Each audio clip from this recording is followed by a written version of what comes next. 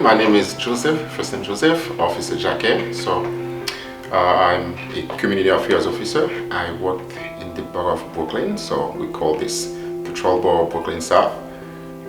For the last 12 years, I've been working as a youth officer or youth coordination officer. Last year, I met a few gentlemen at the Youth Conference International Youth Fellowship. Pastor Kim, am I saying it right? Okay. So, and I know the focus or the emphasis was the emphasis on the mind, showing that if you're working with the youth, you need to concentrate on the mind. So I think this was a beautiful topic, and it was well put, because I believe in this day and age, if you're working with the young people, especially in Brooklyn, where there is so much trouble, there is so much issue in the juvenile population, and I can speak in that case since I've basically most of my experience is into youth.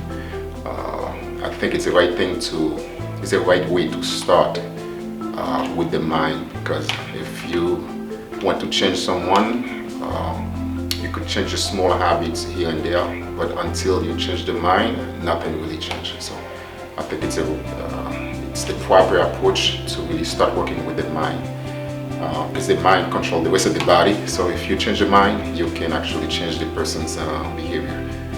And I think this relationship between the police department and other, I would say, experts or speakers coming from the civilian world, together they could actually bring actually have more impact working in the youth or juvenile population. Well, I mean, I have all the answers, but I think number one thing I could say is never stop trying, because at times when you look at the situation of youth or juvenile, it's deplorable. You might think that there's no hope.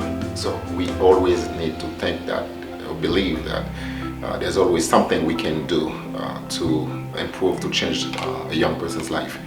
And the second is to get to know the young person. You know, it's a one-on-one basis. You cannot have 300 young people and try to change them at the same time. So at the same time, each young person has different mindset, different personality. So I think we may need to have different approach for each young person. If I have one last word I could say is that don't waste your time. Don't throw your life away. Your life is very meaningful. There's hope if you try to get yourself into the right track. So believe and follow the right person. Thank you.